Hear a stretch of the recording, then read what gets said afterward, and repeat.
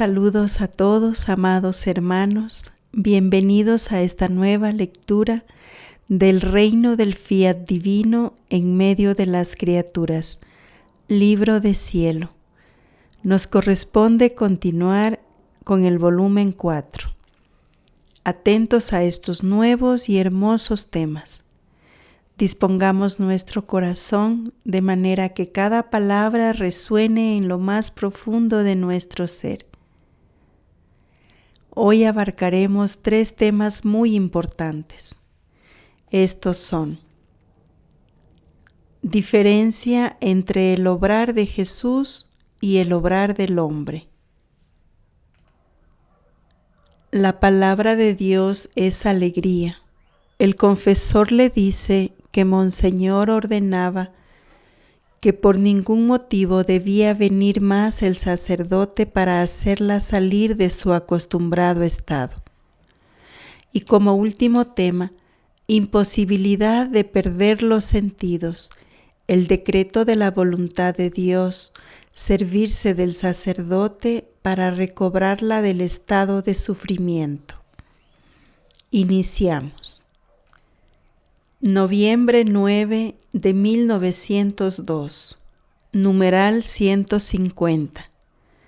Diferencia entre el obrar de Jesús y el obrar del hombre.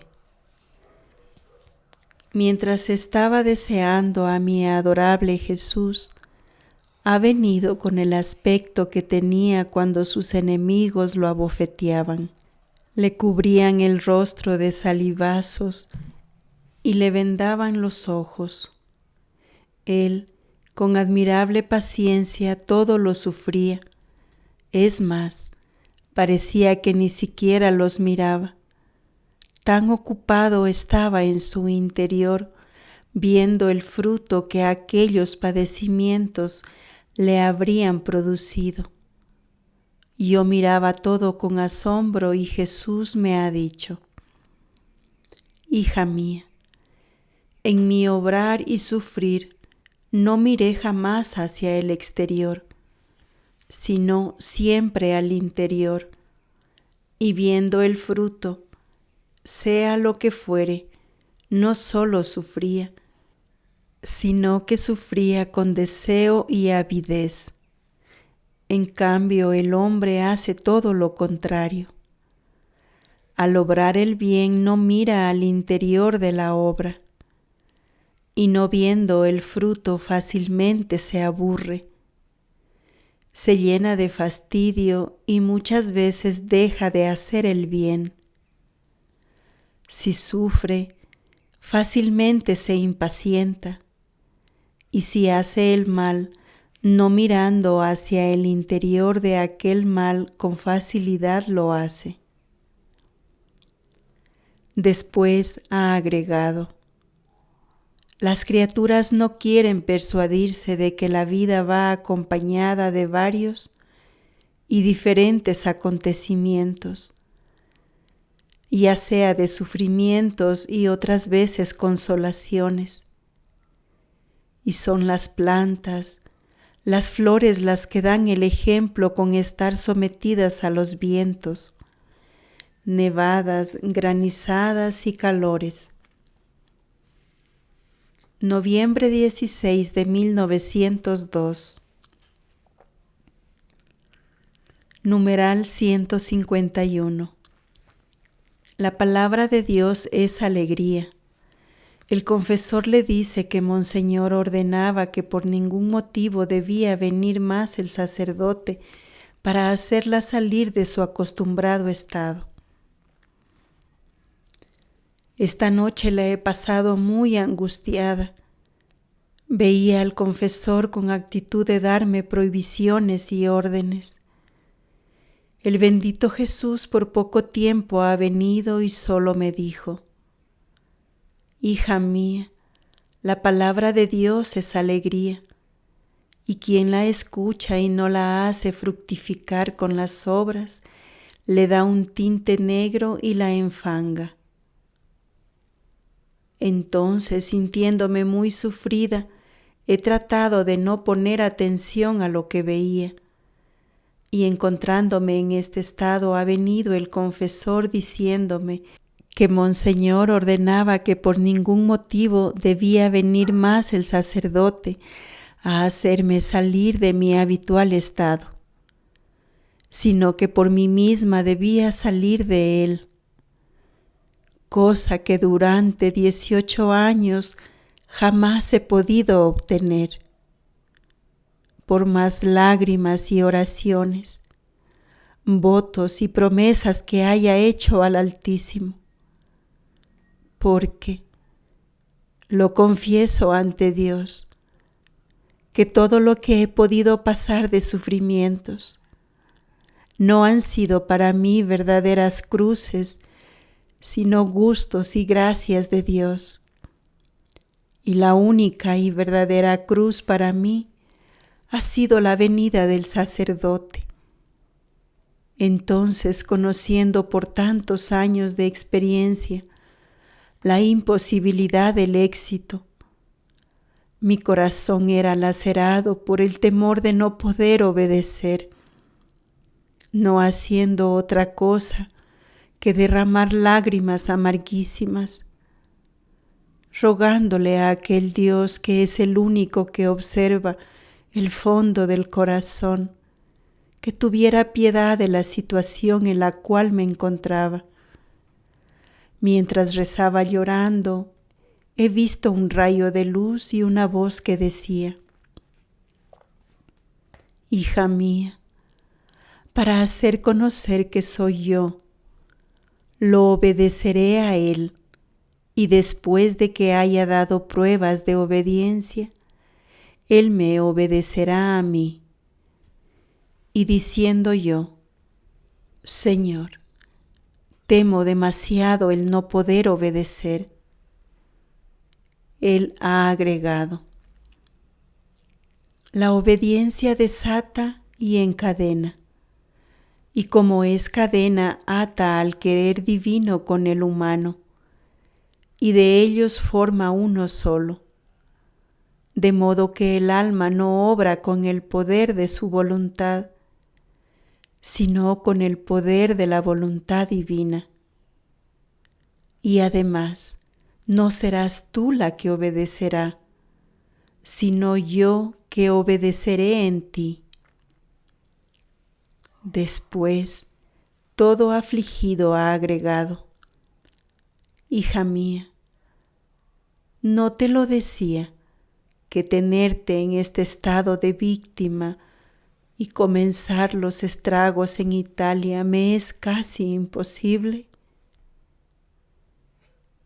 Entonces yo he quedado un poco más tranquila, pero no sabía en qué modo debía realizarse esta obediencia. Noviembre 17 de 1902, numeral 152. Imposibilidad de perder los sentidos. Es decreto de la voluntad de Dios servirse del sacerdote para recobrarla del estado de sufrimiento. Siendo la hora de ser sorprendida por mi habitual estado, con gran amargura mía, pero amargura tal que semejante no he sentido en mi vida. Mi mente no sabía más perder los sentidos, y mi vida, mi tesoro, aquel que formaba todo mi gusto, mi todo amable Jesús no venía. Trataba de recogerme por cuanto podía, pero sentía tan despierta mi mente que no podía perder los sentidos, ni dormir. Por eso no hacía otra cosa que quitar el freno a las lágrimas. Hacía cuanto podía para seguir en mi interior lo que hacía en el estado de pérdida de los sentidos. Y una por una recordaba las enseñanzas, las palabras del modo como debía estarme siempre unida con Él. y estas eran tantas flechas que herían mi corazón acerbamente diciéndome: ay, después de 15 años que lo has visto cada día, unas veces más, otras menos, 3 o 4 veces y otras una, cuando te ha hablado y cuando ha estado en silencio, pero siempre lo has visto. Pero ahora lo has perdido, no lo ves más, no oyes más su voz dulce y suave. Para ti todo ha terminado. Y mi pobre corazón se llenaba tanto de amarguras y de dolor, que puedo decir que mi pan era el dolor y mi bebida las lágrimas. Y tan saciada estaba de ellas que ni una gota de agua entraba en mi garganta. A esto se agregaba otra espina, el que muchas veces había dicho a mi adorable Jesús: cuánto temo que mi estado sea todo fantasía mía, que sea fingimiento. Y él me decía: quita esos temores, después verás que vendrán días que a costa de cualquier esfuerzo y sacrificio que quieras hacer para perder los sentidos, no lo podrás hacer. A pesar de todo esto, sentía calma en mi interior, porque al menos obedecía, si bien me costaba la vida, por lo cual creía que así debían continuar las cosas, convenciéndome de que el Señor, como no me quería más en aquel estado, se había servido de Monseñor para darme esa obediencia. Por lo que después de haber pasado los días, en la noche me disponía a hacer la adoración al crucificado, y un rayo de luz se hacía ante mi mente, me sentía abrir el corazón y una voz me decía: por pocos días te tendré suspendida y después te haré caer de nuevo en tu habitual estado. Y yo: Señor, ¿me harás tú mismo volver en mí si me haces caer?